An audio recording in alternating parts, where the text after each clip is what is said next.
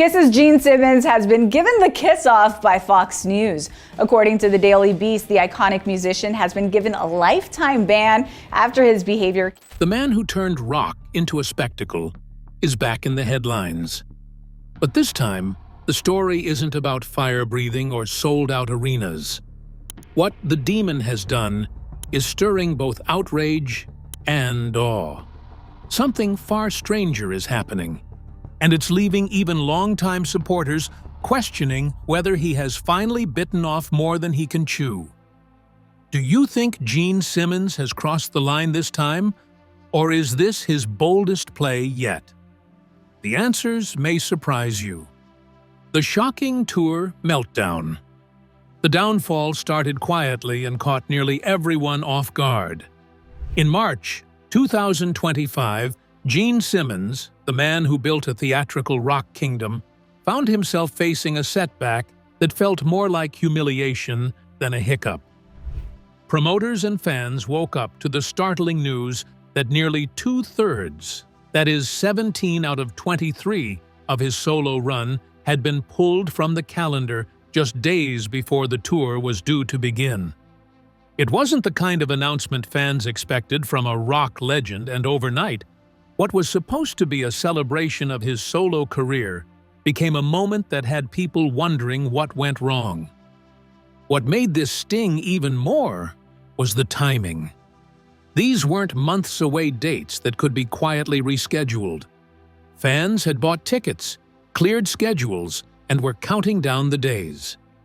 Then, all of a sudden, tickets that had been bought were suddenly subject to refunds, and fans who had circled dates on their calendars were told to wait. The thing is, when shows fall apart this close to kickoff, it doesn't feel like a scheduling conflict. It feels like something deeper is happening, something that points to a bigger problem. Inside the music business, the explanation began spreading quickly. Promoters and industry watchers quietly admitted that demand for tickets had been disappointing in many cities. Those rumors went across music sites and fan forums, where people even compared venue capacities to the number of tickets sold. It was the kind of talk that does not prove anything on its own. However, the repetition of the same explanation from multiple corners made the rumors hard to ignore. And that is what made the whole pill harder to swallow. For decades, we all know that Gene Simmons' shows were known to always have packed arenas and draw fans from miles away. Now, the image of him standing before empty seats didn't match the legacy of the man who once sold out stadiums across the world. Seeing him go from headlining massive tours to struggling to fill venues became the real talking point. Was the magic gone when he stepped out of the KISS machine, or had the fans simply moved on? We never can tell. However, there was a blunt take that sealed the whole conversation. Eddie Trunk, a popular voice in rock media, shared on his X platform saying, "Just to be clear, all Gene Simmons dates are not canceled. Some are. People are responding to one venue announcing a cancel. It is not a tour announce. As of now, several shows on, several canceled. As to why they canceled it doesn't take a genius." The remark landed like a cold observation and became a shorthand for what many believed was obvious. It seemed like the market had spoken, but not in Simmons' favor. That comment did not explain everything, but it crystallized a growing impression and left the question everyone wanted an answer to. If the demon of rock couldn't draw a crowd anymore, what did that mean for his next move? What happened on stage was one thing, but what was happening behind the scenes may hold the real story. The decisions that shaped this tour are where things get even more interesting. Simmons wanted to make touring as simple and effortless as possible. He explained it himself, saying, "By the way, I designed a business model that is just semi-genius. I show up with my guitar pick. That's it. There's no manager, no roadies, no trucks, no equipment. Everything is provided by the promoter. The flights, the hotels, all the amplifiers, the drums, everything is rented locally. That's the promoter's cost, and whatever six-figure or more amount there is, I pocket. It was the kind of plan that sounded efficient and sort of clever. No giant crew to haul around, no expensive setup eating into profits, just the man, the songs, and a lean operation built to maximize every dollar. To fans, it sounded like a peek behind the curtain. To the business side, it looked like a model that could stretch further than ever with fewer moving parts. For a while, the math seemed to work. Simmons claimed he was earning more per solo show than he ever did with Kiss. Smaller venues meant lower costs, and with fewer mouths to feed, a bigger cut went straight into his pocket. It was a strategy that made sense when he was planning it. If you stripped away the giant production, the spectacle and the pyrotechnics, you could still give audiences the music they came for and walk away with more profit. This was the kind of plan that seemed too good to fail. Then reality showed up, and fast. Ticket sales didn't meet expectations, and before long, entire April and May dates were quietly taken off the calendar. Just like we said, 17 shows were postponed, refunds started rolling out, and VIP packages that had been hyped as one-of-a-kind experiences suddenly became liabilities. Fans who had paid for those meet-and-greet moments were probably wondering what went wrong. A plan built on efficiency was now buckling under the weight of empty theaters. Fans were quick to notice, and they didn't stay quiet. As usual, social media feeds soon flooded with screenshots of cancellation announcements and disappointed comments. They talked about the ticket prices, the timing, even whether Simmons could still draw a crowd without the full Kiss machine. That is the band behind him. It felt like the whole thing had turned into a challenge to his legacy, and each day the discussion seemed to grow. Behind the scenes, promoters scrambled. Last-minute cancellations meant refund processing, renegotiations, and trying to keep the remaining dates alive. For venues, the fallout was more than just financial. Prime calendar spots had been held for these shows, and now they were left empty. For local teams, it was a logistical headache, and for some promoters, it was a red flag. A shaky launch can be more damaging than a slow one because word travels quickly in the industry, and bad press can be hard to shake off. What started as a stripped-down approach to touring turned into something very complicated. The idea worked only as long as the audience showed up, and when they didn't, the entire model collapsed. What should have been a lean, efficient moneymaker had turned into a costly public setback. The tour's unraveling wasn't the end of the story, though. If anything, it raised an even bigger question about what this meant for Gene Simmons' future in live music. Since Kiss has already come up in this story, it's only fair to go back to where it all began. And what role did Gene Simmons play in turning a dream into a rock empire? From failed band to Kiss empire. Before Kiss became a brand that sold out stadiums, Gene Simmons and Paul Stanley were part of a band called Wicked Lester, and things didn't go well. You see, Paul Stanley and Gene Simmons share one of rock's most fascinating partnerships. They met in the early 1970s, bonded over their shared vision of creating a band that would stand out, and together became the driving force behind Kiss. Their relationship is sometimes described as a creative marriage, one built on respect, ambition, and the occasional clash. Paul has admitted that working with Gene hasn't always been easy. When I met Gene, I didn't particularly like him. But there was pragmatism involved. You have to prioritize and figure out what's most important to you to reach your goal.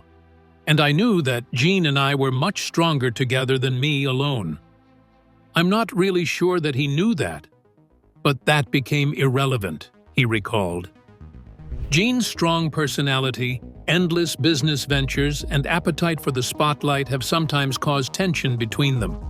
Despite those differences, they've stuck together for over 50 years. Paul has said that no matter what disagreements they've had, Gene is like family. Their partnership works because each brings something different to the table. Gene is the businessman and provocateur, while Paul is the perfectionist and musical architect. Together, they've built a career that has survived changing trends, internal conflicts, and the ups and downs of fame. Now, back to where it all began for them. There was a time where Epic Records recorded their album, listened to it, and locked it away. The label decided the sound was too messy and wouldn't work on radio. For Gene and Paul, that decision was a wake-up call. If they wanted a career, they had to think bigger than music alone. That rejection pushed them to leave behind Wicked Lester's softer sound and start fresh with a harder edge, a bigger vision, and a plan to take over the stage in every way possible. It was the decision that led them to recruit Peter Criss and Ace Frehley, form Kiss, and design the band as a full package. Once Kiss started to gain attention, Simmons and Stanley worried that those old Wicked Lester recordings might be released to make a quick profit. They weren't willing to let their past derail their future. So, there was only one solution: buy the master tapes. Kiss scraped out $138,000 and bought the master tapes back. It wasn't about pride, it was about control. They were determined to protect the story they were building, even if it meant paying to erase a piece of their history. With that behind them, they started thinking about what kind of band they really wanted to be. In January of 1973, they decided a normal rock band would not be enough. If they wanted to be remembered, they would have to give people something they had never seen before. And the idea of Kiss as more than music started to take shape. They sketched characters, tried on makeup, and pulled inspiration from comic books and horror films. Every rehearsal became an experiment.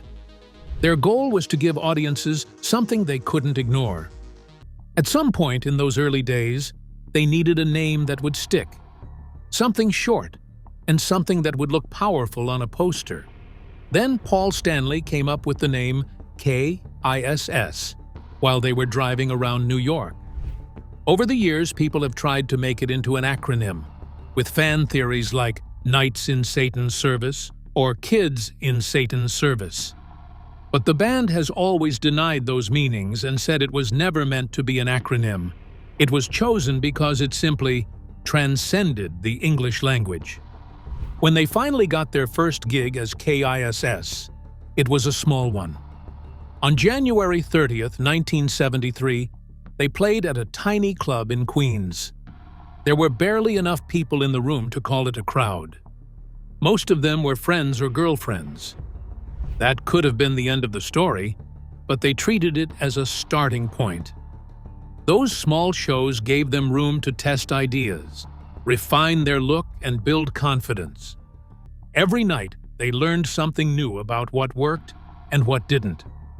Soon, the show became more than music, and the turning point came when their manager, Bill Aucoin, invited a magician to teach Gene Simmons how to breathe fire. It was dangerous, and the first attempt nearly burned his hair off. Most people would have quit right there, deciding it wasn't worth the risk. But Simmons went the opposite direction. He turned the stunt into a signature moment that would define KISS shows for years to come. Suddenly, the concerts felt alive in a way that shocked people. Fans weren't just watching a band anymore. They were watching something closer to live theater, with real danger in the air. Behind the scenes, they worked endlessly. They played hundreds of shows, sometimes in small bars, sometimes opening for bigger acts, slowly earning a reputation one gig at a time. Radio stations ignored them, but that didn't stop the word from spreading. Fans who saw them live told their friends, and the crowds began to grow. The hard work was starting to pay off in an unexpected way. Everything changed in 1975 with the release of Alive. For the first time, people who hadn't seen Kiss in person could hear what all the excitement was about. The album caught the raw energy of their live shows and became a hit. It also saved Casablanca Records from bankruptcy, which meant Kiss now had a label fully invested in their success. From there, the growth was explosive. Within 18 months, they went from playing for a few dozen people to headlining stadiums like Anaheim, performing for tens of thousands. To be fair, it wasn't a smooth rise, it was chaotic and often risky, but it worked. They had turned failure into an empire and proved that music mixed with spectacle could build a loyal army of fans. Still, one question hovered over their success. Could that same formula survive in a very different world decades later? Peak success and celebrity scandals. They had built an empire, but empires attract attention, right? What came next was a mix of triumph and trouble that kept their name in the news for reasons beyond music. Coming out of the early years of chaos and creativity, Kiss had reached a point where their fame felt unstoppable. The next step in their story would push their creativity, egos, and their personal lives into brand new territory. And not all of it would end well.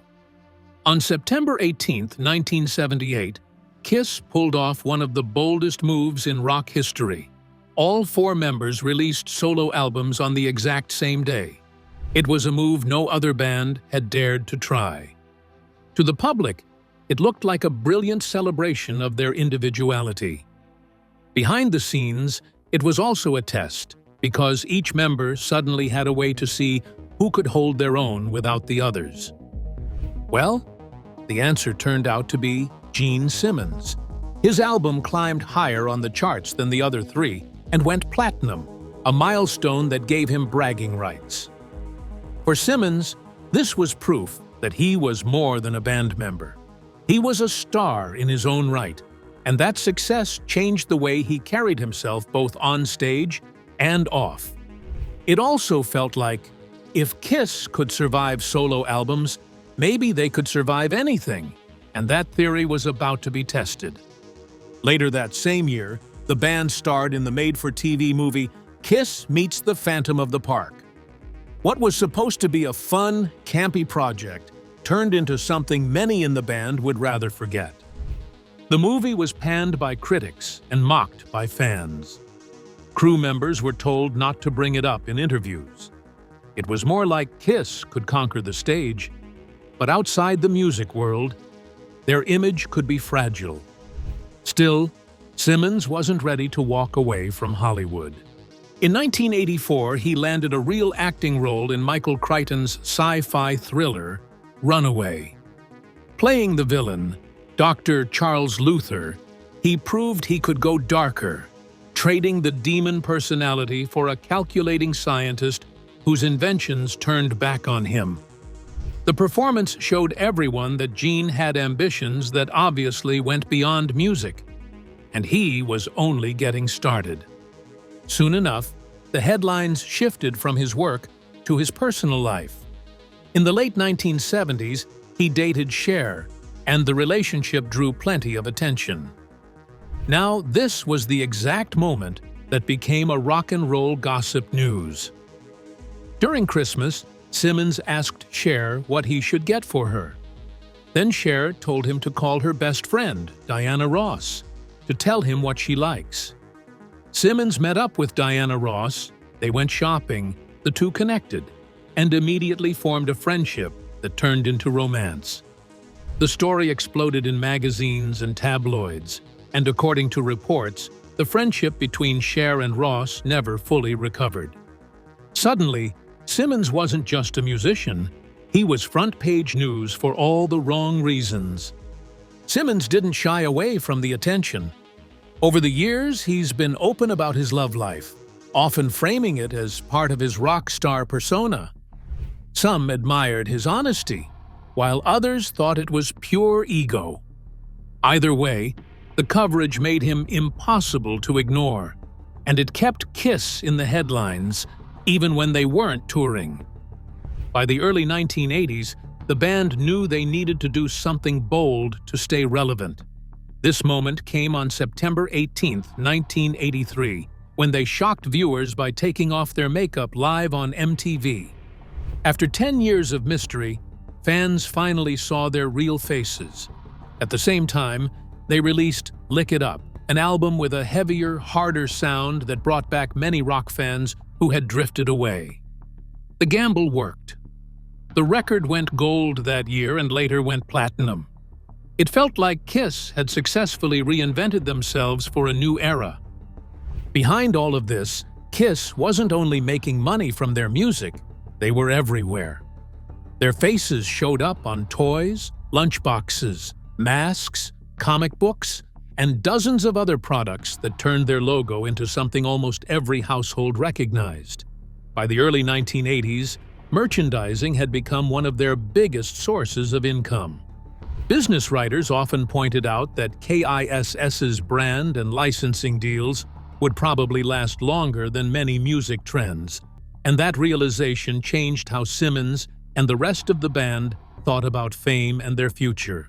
We've seen Gene Simmons as the demon, the businessman, and the headline maker. Now, let's turn the spotlight to his family and see what life was really like off-stage. Family life and reality TV exposure.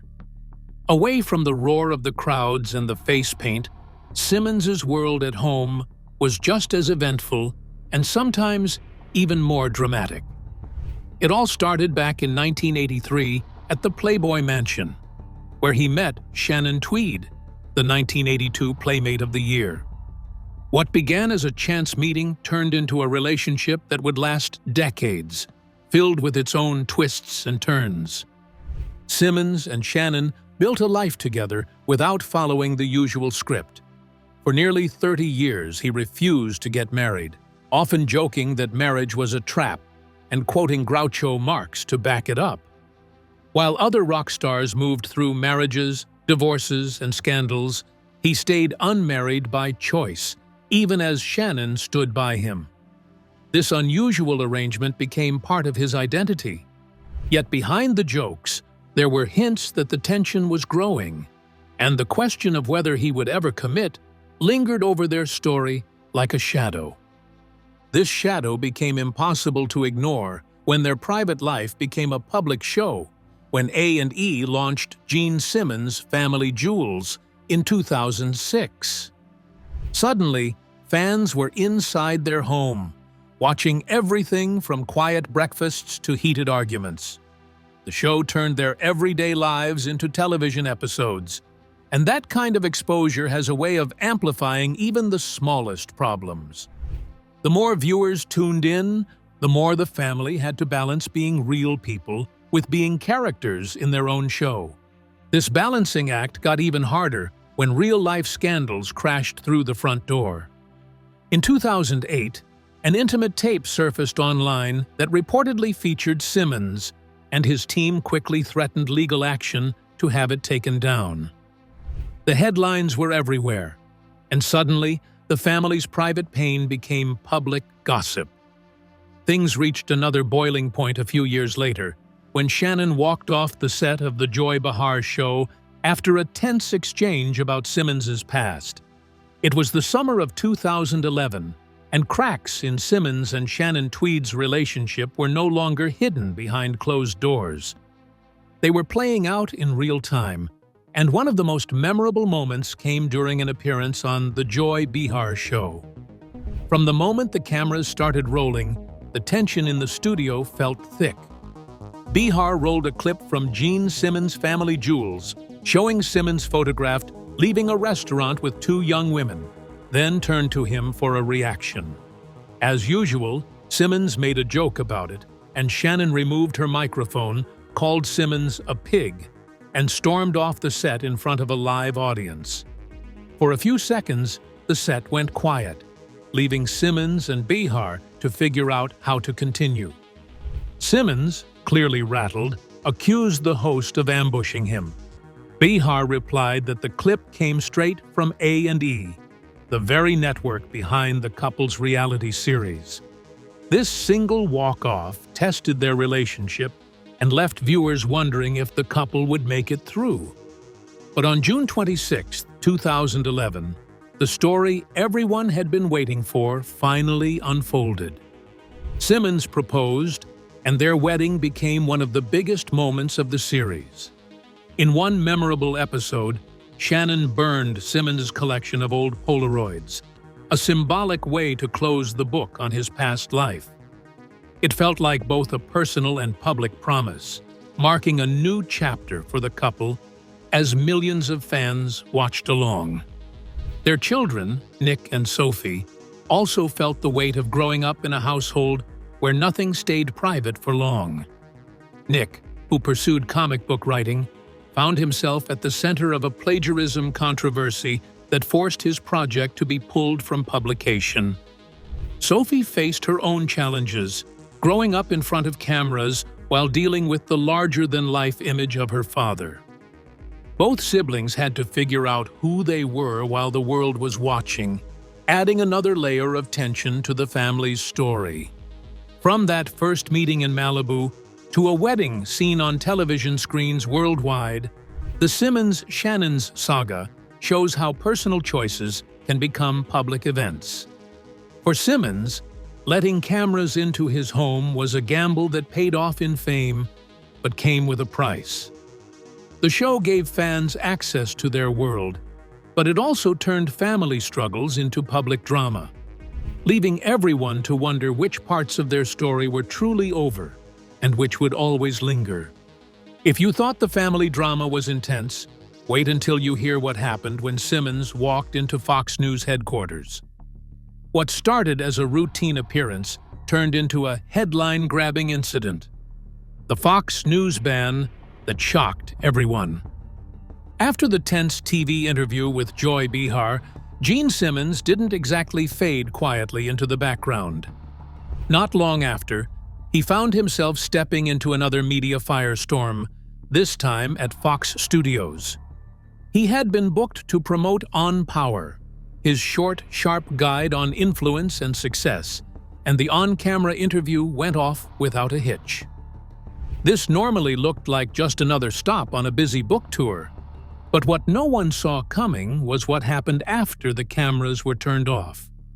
Reports later claimed that during a private staff meeting, Simmons made off-colored jokes, exposed his chest, and even tapped employees with his book. Whether all of that happened exactly as described, we don't really know. But the complaints that followed were serious enough to spark an immediate response from the network. Simmons denied the allegations flatly. He used a version of the line many public figures fall back on, saying he had done nothing, and noting that he normally arrives with handlers and others who could attest to his conduct. This denial did not settle the conversation. Instead, it became a question of who the public should believe. He also suggested a more conspiratorial explanation. Simmons told interviewers that someone within the building had the goods on him, and that parts of the story were exaggerated or fed to the press. He pointed to a report in the press as the source of the allegations and implied that forces inside the network wanted to damage his reputation. Whether that is true is hard to prove. Still, the claim fed a counter-story that the incident was at least partly manufactured or blown out of proportion. And speaking of Fox, they weren't waiting around to sort it out. Within days, the network issued a statement that Gene Simmons would not be welcome on their air again. It wasn't a temporary suspension. Outlets called it a lifetime ban. The decision sent shockwaves through media circles, and everyone was questioning why they responded so quickly if the story wasn't fully proven. Both sides tried to shape the narrative in their favor. Simmons called the incident a misunderstanding and an overreaction. Fox stood firm, defending its staff and sticking to the ban. What remained was an uneasy sense that neither version fully explained what really happened. How do you reconcile a lifetime ban with a guest who claims innocence? We never can tell. After all the headlines and media fallout, Simmons still had one more way to keep people talking. This time, it wasn't about a TV network or a ban. It was about the future of Kiss. The reunion tease. By the time the Fox controversy faded, Gene Simmons found a way to shift the spotlight. Instead of dwelling on bans and headlines, he brought the focus back to the one thing that had always kept the Kiss machine alive.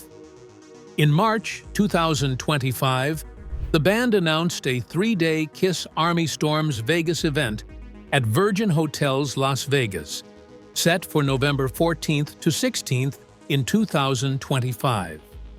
It wasn't billed as a tour or a farewell, yet the announcement felt bigger than either.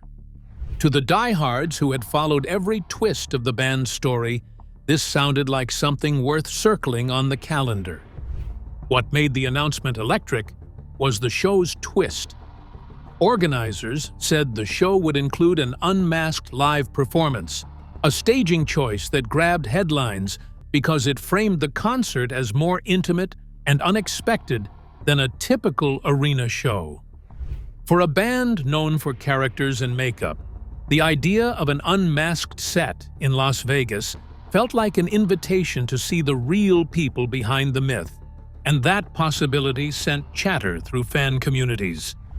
Hints about who would appear stoked even more debate. Official messaging confirmed Paul Stanley and Simmons for the event and referred to special guests, which opened the door to rumors that other classic members might show up. Fans immediately began to dissect every teaser and social post, trying to read whether the remaining people in the band, Ace Frehley and Peter Criss, might return. The band's announcement left room for hope without locking anything in, and that uncertainty split the Kiss Army into hopefuls and skeptics. For those who had been there since the early days, the idea of an unmasked performance was deeply emotional. It was a chance to strip away the mythology and see the men behind the makeup one more time. For others, the announcement felt risky. What if the performance didn't live up to the hype? What if it pulled back the curtain too far and ruined some of the magic? Simmons fanned those flames with a careful tease, saying maybe the stars would align for something truly special. Will the Vegas Gambit deliver the kind of magic that made the band a cultural force? Let us know your thoughts in the comments, and don't forget to like, subscribe, and share. If you enjoyed this video, click on the next video on your screen.